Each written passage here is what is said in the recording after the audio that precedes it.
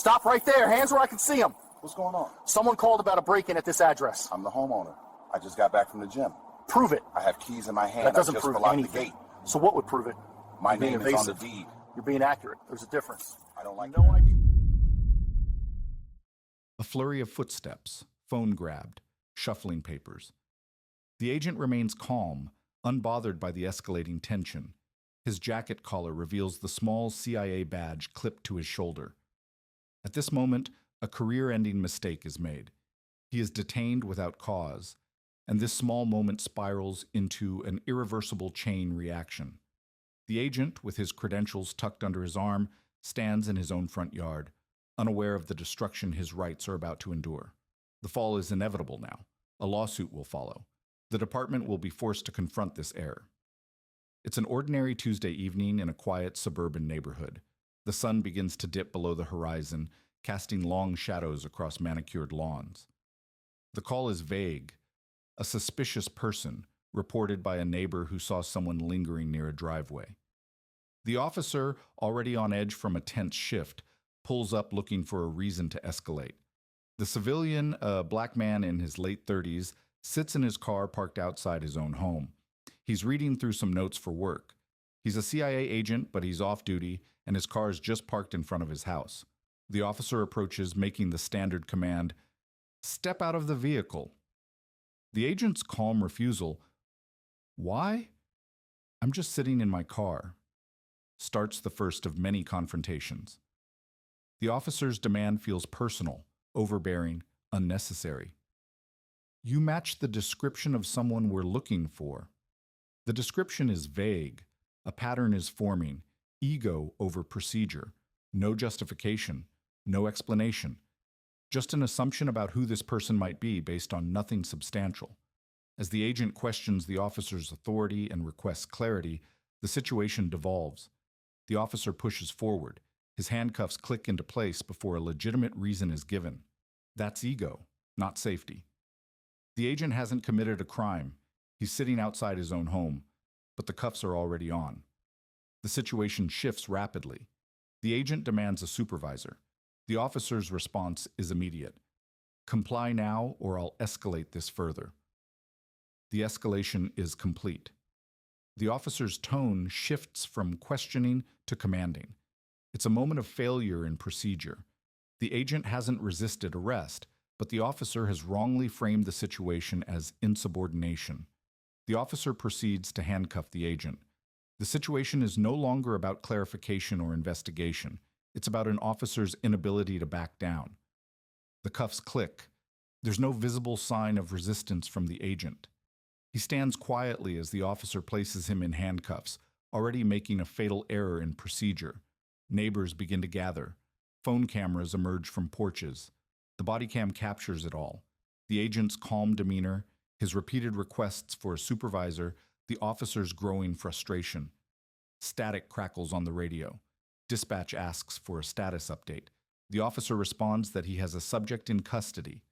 The agent corrects him quietly, "I'm not resisting, I just want to know why I'm being detained." This escalation will come back to haunt him, but for now, he's in control. The street is quiet, except for the murmur of witnesses. The officer feels justified. The agent feels resigned. One of them is about to learn the cost of confidence. Inside the police station, the paperwork begins. The arresting officer is still on edge, convinced everything is proceeding as it should. The agent, still calm, asks for his identification to be processed. His behavior is strange to the officer. Too calm, too controlled. He presents his credentials to the officer. "I'm a CIA agent," he says quietly, with the smallest trace of weariness in his voice. The officer, still not convinced, begins the booking process. There's a slight delay in the ID check, hesitation in the officer's voice. "What's your full name again?"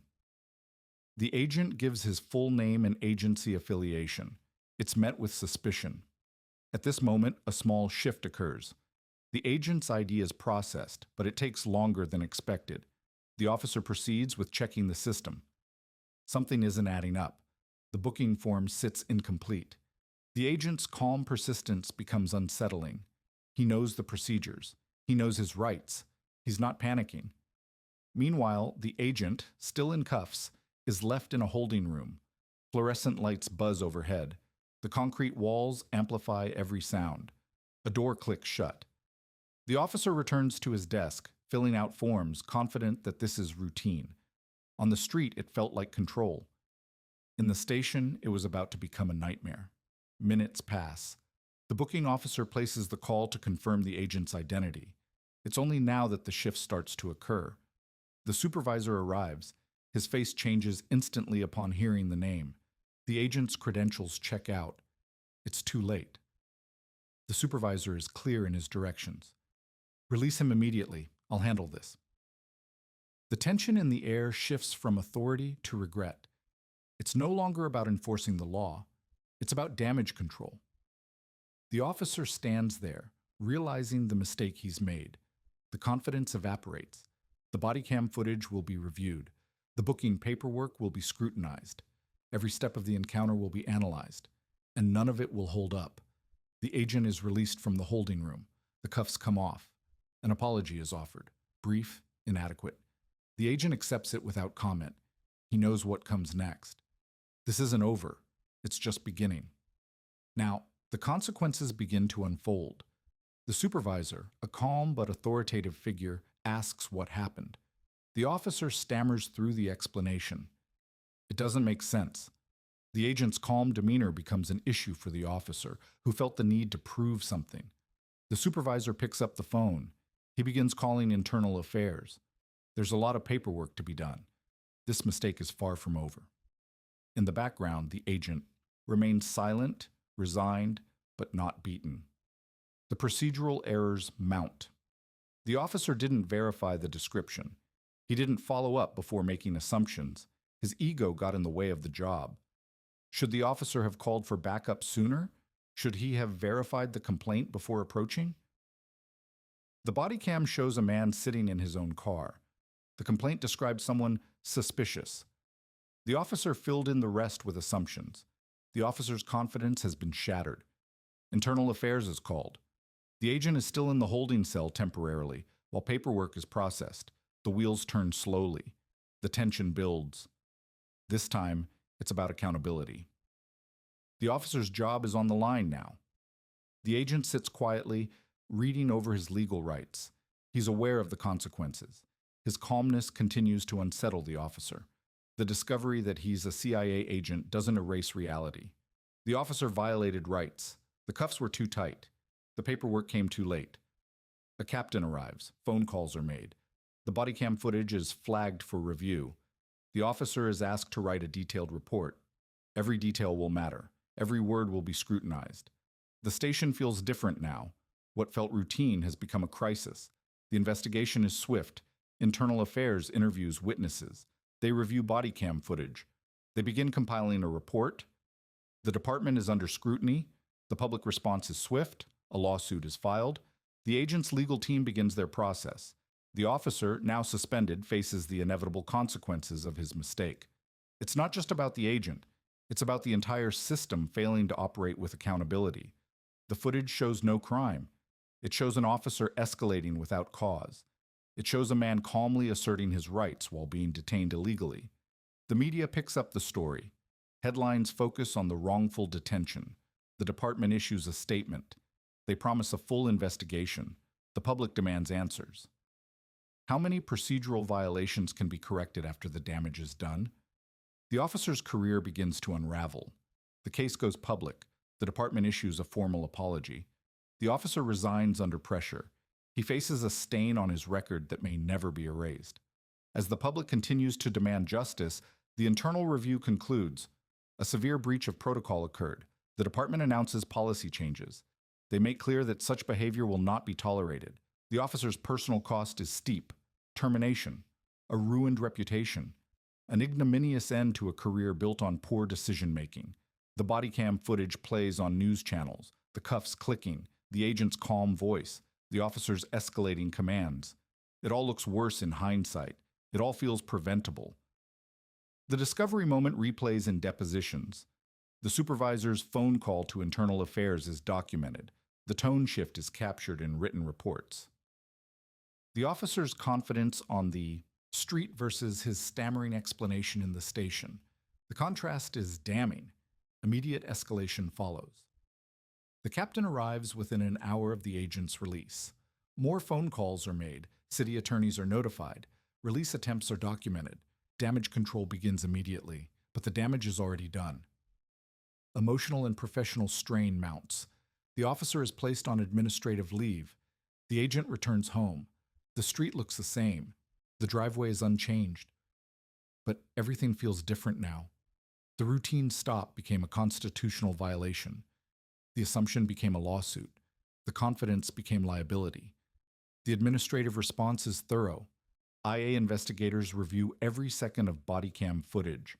They interview the neighbors who witnessed the encounter. They examine the dispatch call. They analyze the officer's decision-making at every step. Suspension comes first, then the formal investigation. The city attorney's office gets involved. They assess the lawsuit risk. It's substantial. The agent has documentation. He has witnesses. He has body cam footage showing illegal detention. The case is clear. Policy changes are drafted. New training protocols are implemented. Officers are reminded of constitutional protections. The department issues a public statement acknowledging the error, but for the officer involved, it's too late. The chain reaction has reached its conclusion. Public fallout intensifies. The lawsuit is filed officially. Media coverage expands. Civil rights organizations issue statements. The agent's story resonates. It's not just about one officer. It's about patterns of assumption and escalation. Settlement negotiations begin quickly. The department wants to avoid trial. The evidence is overwhelming. The body cam footage, the witness statements, the procedural violations. Everything points to wrongful detention. Policy changes are announced publicly. New oversight measures are implemented. The department promises reform, but the personal cost remains. One officer lost his career. One agent endured illegal detention. One neighborhood witnessed injustice. The ripples spread far beyond that Tuesday evening. The officer's termination is finalized. The settlement is reached. The exact amount isn't disclosed, but it's substantial enough to make headlines. The department updates its training manual. Officers are required to attend additional constitutional rights seminars. The personal cost is documented in personnel files. One career ended. One badge turned in. One desk emptied. The officer moves on to a different life, carrying the weight of that single encounter. The agent returns to his work, his rights eventually vindicated, but his trust in routine policing permanently altered. The final scene returns to the agent's home, the same street, the same driveway, now forever marked by the events of that night. The agent, in his home, is no longer part of the story. The officer no longer wears a badge. A settlement is finalized. A policy memo is issued.